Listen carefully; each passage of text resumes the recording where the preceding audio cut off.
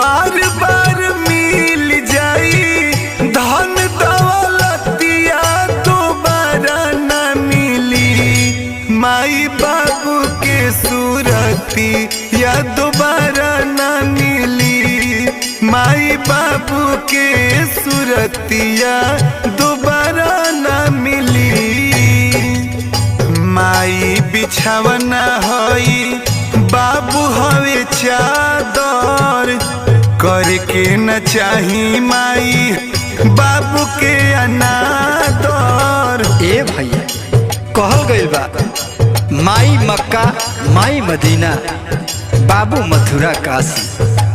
माई मक्का माई मदीना बाबू मथुरा काशी। जे माई बाबू के सेवा न कइल धर्म करम सबनासी।